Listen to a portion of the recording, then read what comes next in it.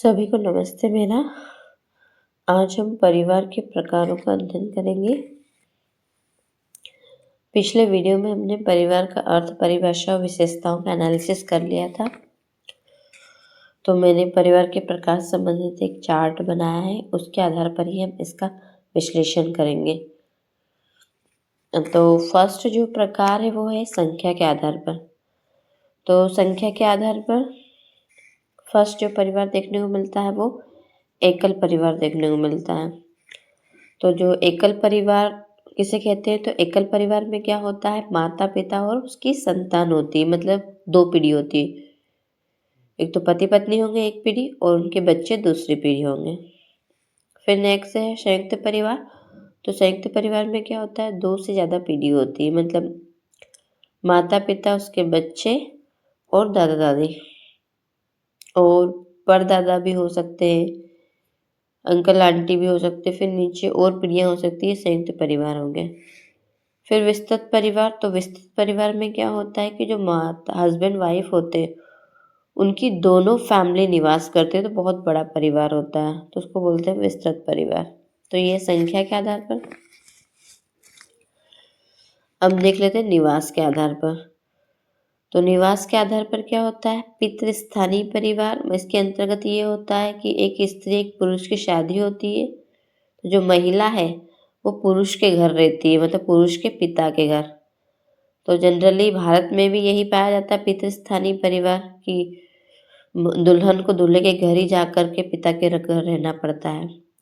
फिर नेक्स्ट है मातृस्थानीय परिवार। तो मातृस्थानीय परिवार में क्या होता है कि जो दूल्हा है वो दुल्हन की माँ के घर रहता है, तो उसको मातृस्थानीय परिवार कहते हैं। और जो खासी जनजाति है और जो नायर जनजाति है उनमें मातृस्थानीय परिवार पाया जाता है। फिर नवस्थानीय परिवार। तो इसमें क्या होता है, दूल्हा दुल्हन न दुल्हन की माँ के घर रहते हैं, न दूल्हे के पिता के घर रहते हैं। वो क्या रहते हैं, नया घर बना करके रहते हैं नई जगह, तो उसे नवस्थानीय परिवार कहते हैं। फिर मातृ पितृस्थानीय परिवार। तो ऐसे परिवार में क्या होता है कि जो दूल्हा दुल्हन रहते हैं, कभी दूल्हे के घर रहती है दुल्हन न दोनों जने, और कभी दुल्हन की माता के यहाँ दोनों जने रहते हैं, तो इसको मातृ पितृस्थानीय परिवार कहते हैं। फिर मामा स्थानीय परिवार। इसमें क्या होता है कि जो दूल्हा दुल्हन रहते हैं,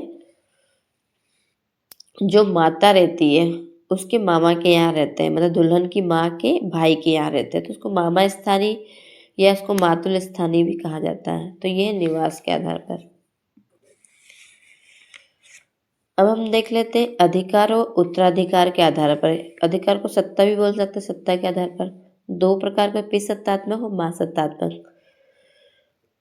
तो जिस परिवार में पिता की सत्ता चलती है उसको पितृसत्तात्मक परिवार कहते हैं, और जिस परिवार में माता की सत्ता चलती है उसको माँ सत्तात्मक परिवार कहते हैं। फिर है वंश नाम के आधार पर। तो वंश नाम के आधार पर पितृवंशी परिवार, मातृवंशी परिवार और द्विनामी परिवार। तो पितृवंशी परिवार वे होते हैं जहाँ का परिवार में जो वंश पिता के आधार पर चलता है, पिता के वंश के आधार पर। मातृवंशी परिवार वे होते हैं जहाँ पर वंश माता के नाम से चलता है, और द्विनामी परिवार वो होता है जिसमें माता पिता दोनों के वंश के आधार पर वह परिवार चलता है, दोनों का ही नाम चलता है, उसको द्विनामी परिवार कहते हैं। फिर हम देख लेते हैं विवाह के आधार पर। तो विवाह के आधार पर जो परिवार के जो प्रकार है वो एक विवाही परिवार, मतलब ऐसा परिवार जिसमें एक स्त्री की एक ही पुरुष से शादी होती है, तो एक विवाही परिवार का निर्माण करते हैं। फिर नेक्स्ट है बहुविवाही परिवार। तो बहुविवाही परिवार 2 प्रकार के होते हैं, बहुपति परिवार, बहुपति विवाही परिवार और बहुपत्नी विवाही परिवार। तो बहुपति परिवार मतलब मैंने आपको विवाह के प्रकार में बताया कि एक स्त्री के एक से अधिक पति, उसको बहुपति परिवार बोलते हैं। तो ये जो बहुपति परिवार ये भी 2 प्रकार के होते हैं, भातृक और अभातृक। भातृक मतलब जब जो महिला के जो पति आपस में भाई हो तो उसको भातृक बहुपति विवाह परिवार बोलेंगे, और जब महिला के हस्बैंड आपस में भाई ना हो तो उसे अभातृक बहुपति विवाह परिवार बोलेंगे। वैसे बहुपत्नी विवाह परिवार में जब महिला एक पुरुष की एक से अधिक महिलाओं से शादी होती है तो उसको बहुपत्नी विवाह परिवार बोलते हैं। तो बहुपत्नी में जब वो बहनें न हो तो उसको अशाली बहुपति विवाह बोलते हैं, और अगर बहनें हो तो वो शाली बहुपति पत्नी विवाह बोलेंगे परिवार। फिर होता है समूह विवाह परिवार। तो इसमें ये होता है कि एक परिवार के जो लड़के हैं दूसरे परिवार की लड़कियों से शादी करते तो उसको समूह विवाह परिवार कहते हैं। तो ये विवाह के आधार पर परिवार है। फिर कुछ अन्य प्रकार भी है, जैसे जन्म मूलक परिवार, प्रजनन मूलक परिवार। पर जन्म मूलक परिवार है और प्रजनन मूलक परिवार, ये दो प्रकार है, ये मर्डॉक ने बताया समाजशास्त्री। तो मर्डॉक ने बताया कि जन्म मूलक परिवार वो होता है जिसमें व्यक्ति का जन्म होता है, और प्रजनन मूलक परिवार वो होता है जब व्यक्ति की शादी होकर के एक नए परिवार का निर्माण करता है, तो प्रजनन मूलक परिवार कहलाता है। फिर राल्फ लिंटन में भी परिवार के दो प्रकार बताए हैं, समरक्त परिवार और विवाह संबंधी परिवार। तो समरक्त परिवार वह होता है जिसमें सभी सदस्य क्या समान रक्त के होते हैं, एक ही रक्त के होते हैं।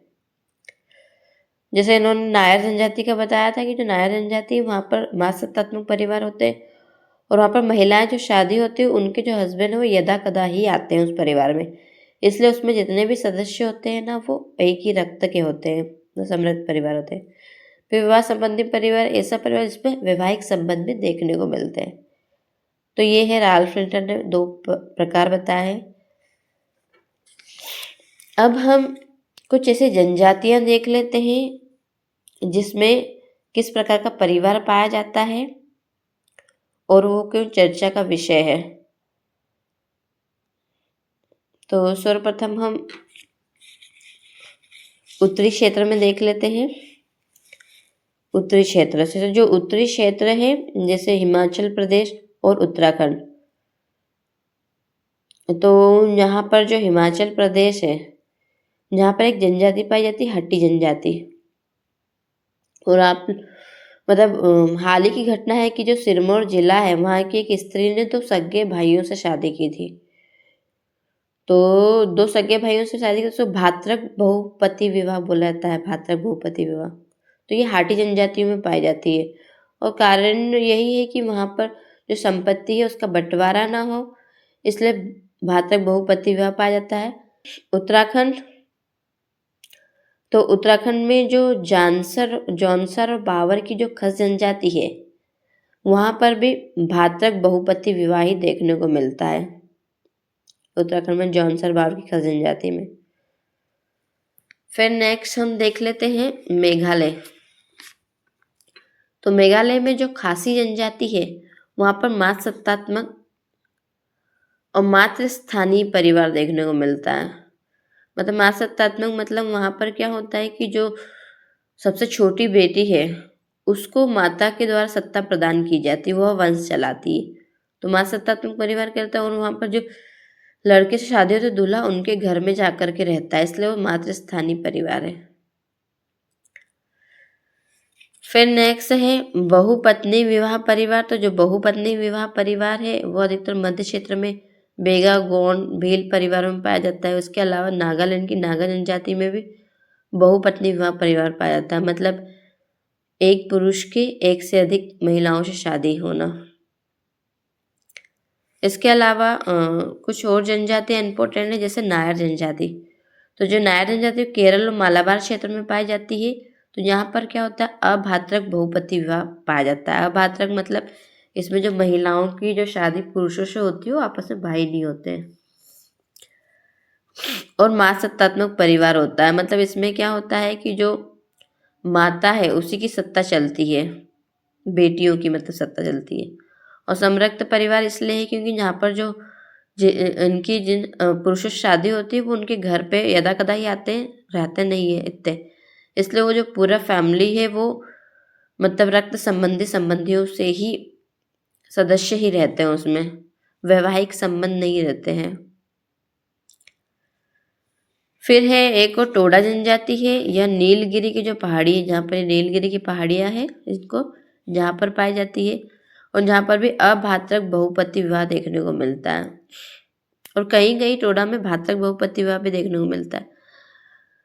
तो ये जो जनजाति है इसमें मेन इनका जो अर्थव्यवस्था है पशुपालक जनजातियां हैं ये टोडा जनजाति।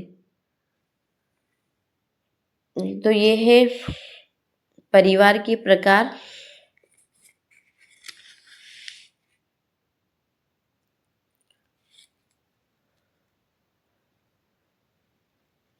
और ये कुछ जनजातियां हैं जिनमें अभी भी बहुपति प्रथा मतलब बहुविवाह देखने को मिलता है। धन्यवाद सभी को।